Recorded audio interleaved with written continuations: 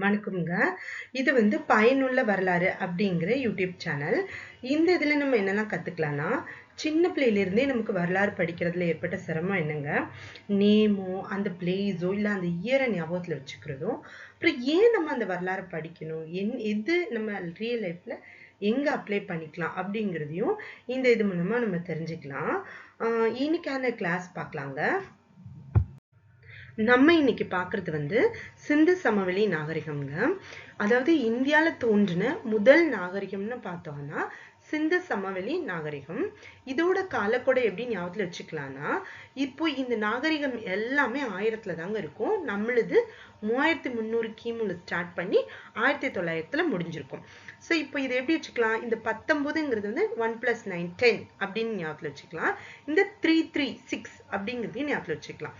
So நம்மளோடதை நம்ம கிளியரா ஞாபகத்தில் வச்சுட்டோம்னா அடுத்தடுத்து வர நாகரிகத்தோட இயர்ஸை ரொம்ப ஈஸியா ஞாபகத்தில் வச்சுக்கலாங்க. அதை எப்படின்னு பார்க்கலாம். நம்மளோடது 3300 கிமுல ஸ்டார்ட் பண்ணி 1900 முடியுது. நமக்கு முன்னோக்கிட்டே ஸ்டார்ட் பண்ணவங்க தான் இந்த மெசோப்பட்டோமியா நாகரிகம். அவங்களோடது, அதாவது நம்மளோடது 3300, அவங்களோடது 3500ல ஸ்டார்ட் பண்ணியிருப்பாங்க. அப்போ எகிப்து நாகரிகம் எப்போ ஸ்டார்ட் பண்ணியிருக்காங்க, நம்மளது 3300, அதுல இருந்து 200 மைனஸ் பண்ணா 3100ல ஸ்டார்ட் பண்ணியிருப்பாங்க. ஓகே, இப்போ இவங்க எல்லாமே ஸ்டார்ட் பண்ணதை பார்த்துட்டோம். சீன நாகரிகம் மட்டும்தான் ஸ்டார்ட் பண்ணதை பார்க்கல, அதை நம்ம லாஸ்டா வச்சுக்கலாங்க. ஸோ இப்போ நம்மளோடது எப்போ முடியுது, 1900ல முடியுது. மெசோப்பட்டோமியாவோடது எப்போ முடியுது, +1 ஆட் பண்ணிக்கலாங்க, 2000ல முடியுது. எகிப்டோடது எப்போ முடியுது, 1100ல முடியுது. இது எல்லாமே கிமு பிஃபோர் கிரைஸ்ட் பிசில நடக்குதுங்க. ஸோ இப்போ நம்ம சீனாவுக்கு வரலாம். சீனாலே அதே 1122ல தான் முடிஞ்சிருக்கும். ஆனால் ஸ்டார்ட் ஆனது மட்டும் 1700ல ஸ்டார்ட் ஆயிருக்கோங்க. பெருசா இந்த லெசன்ல ரொம்ப பெரிய காம்ப்ளிகேட்டடான இயர்ஸ்ல ஞாபகத்தில் வச்சுக்கிறதுக்கு இல்லை. இந்த இயர்ஸும் இன்னும் கொஞ்சம் ஏஎஸ்ஐ எப்போ ஸ்டார்ட் பண்ணாங்க அப்படிங்கிற சில இயர்ஸ் தாங்க வரும். நான் நினைக்கிறேன் இது உங்களுக்கு பயனுள்ளதா இருக்கும்னு.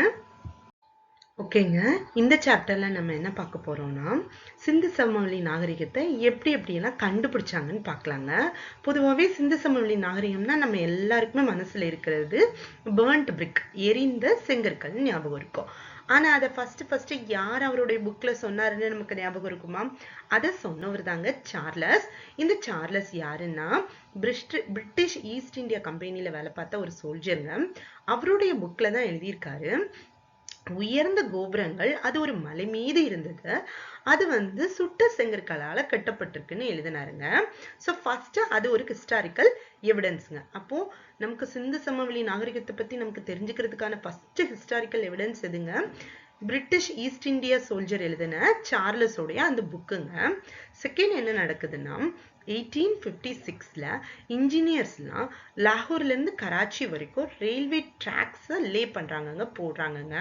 அப்போ இந்த பேண்ட் பிரிக்கெல்லாம் என்ன பண்றாங்கன்னா, தண்டவாளத்துக்கு நடுவில் என்ன பண்றாங்கன்னா, இப்போ நமக்கு போட்டிருப்பாங்க இல்லையா ஜல்லிகள்லாம் அங்கங்க, அந்த மாதிரி இதை போடுறதுக்கு யூஸ் பண்ணிக்கிறாங்கங்க. அவங்களுக்கு இதோடைய இம்பார்ட்டன்ஸ் தெரியல. அதுக்கப்புறம் லேட்டரான் என்ன பண்றாங்கன்னா, 1920ல இதோடைய சிக்னிஃபிகன்ஸை பத்தி தெரிஞ்சுக்கிறதுக்கு ஆரம்பிக்கிறாங்கங்க.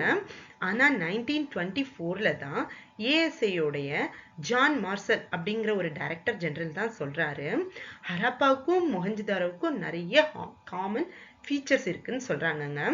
இது எல்லாத்துக்கும் முன்னாடி நம்ம பார்க்க வேண்டியது ஆர்காலஜிக்கல் சர்வே ஆஃப் இந்தியா, அதாவது இந்திய தொல்லியல் ஆராய்ச்சி நிறுவனம் எப்போ அமைச்சாங்கன்னா 1861.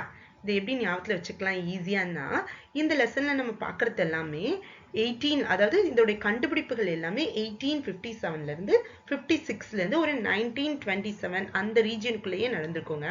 இந்த 1857ங்கிற இயர் யாருக்குமே மறக்காது, சிப்பாய் முற்றுனி இயர். அதுல இருந்து 1 இயர் மைனஸ் பண்ணீங்கன்னா 1856 லாகூர்ல இருந்து கராச்சிக்கு ரயில்வே டிராக்ஸ் லே பண்ணும்போது இந்த பர்ன்ட் பிரிக்ஸை யூஸ் பண்ணிருக்காங்க. ஸோ 1861 சிப்பாய் முட்டினி நடந்த 4 இயர்ஸ், சார்லஸ் 4 அந்த இயர்ஸ்லயே இந்த ஏஎஸ்ஐ ஸ்டார்ட் பண்ணிட்டாங்க. இதோடைய ஃபர்ஸ்ட் சர்வேயர் யாருன்னு பார்த்தோம்னா அலெக்சாண்டர் கன்னிங்ஹாம். இந்த நேமும் ரொம்ப முக்கியங்க, ஏன்னா இது ப்ரீவியஸ் இயர் கொஸ்டின்ஸ்லாம் கேட்டிருக்காங்க. யார் ஃபர்ஸ்ட்னா அலெக்சாண்டர் கன்னிங்ஹாம். இதோடைய ஹெட் குவார்ட்டர்ஸ் எங்க இருக்குன்னா நியூ டெல்லியில இருக்கு. அவர் நிறைய ஹரப்பாவுக்கும் மொஹஞ்சதாரோக்கும் உள்ள காமன் ஃபீச்சர்ஸ், ஹரப்பா தான் மொஹஞ்சதாரோட முந்தின நாகரிகம், அப்படிங்கறத பத்தி எல்லாம் சொல்லியிருப்பாரு. ஸோ இந்த அலெக்சாண்டர் கண்டிங்ஹாமோட நேம்ஸ் வந்து நிறைய ப்ரீவியஸ் இயர் கொஸ்டின்ஸ்ல வந்திருக்குங்க.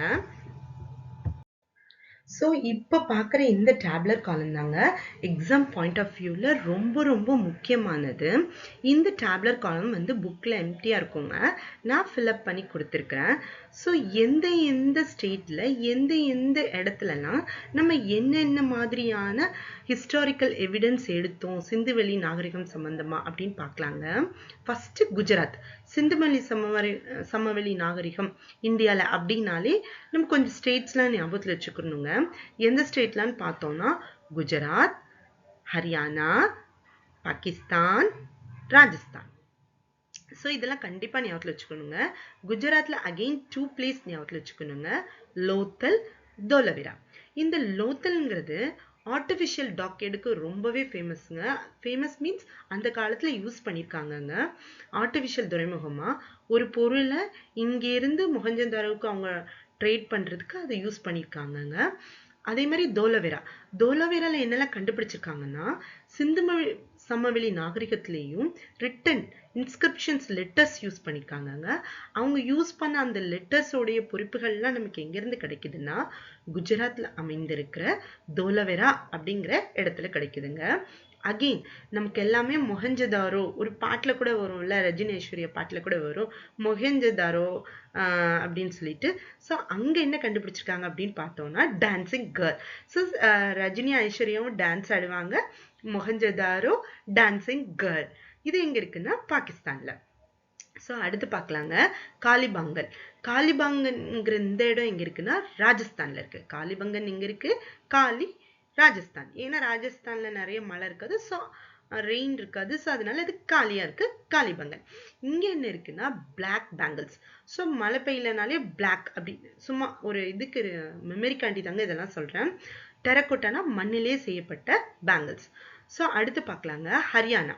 ஹரியானால இருக்கிற ஒரு இடம் தாங்க ராக்கி கார்கி. இது எதுக்கு ஃபேமஸ் அப்படின்னு பார்த்தோம்னா அர்பன் பிளானிங்க. ஒரு அர்பனை எப்படியெல்லாம் பிளான் பண்ணி எப்படியெல்லாம் ஒரு சிட்டியை வடிவமைச்சு எப்படியெல்லாம் அவங்க வீடுகளையும் ட்ரைனேஜ் சிஸ்டத்தையும் ஃபியூச்சருக்கு தேவையான சேமிப்பு கிடங்குகளையும் எப்படி கட்டினாங்கிறத இதோட இன்னொரு பாட்டில் பார்க்கலாங்க. அதில் அவங்க அன்னைக்கு யூஸ் பண்ணியிருந்த அந்த பிளானிங் இன்னைக்கு வரைக்குமே நம்ம ஒரு சிட்டியை வடிவமைக்கிறதுக்கும் இல்லை ஒரு வீட்டை கட்டுறதுக்கும் ரொம்பவே யூஸாக இருக்குங்க. அதை நம்ம பார்ட் 2ல பார்க்கலாம்.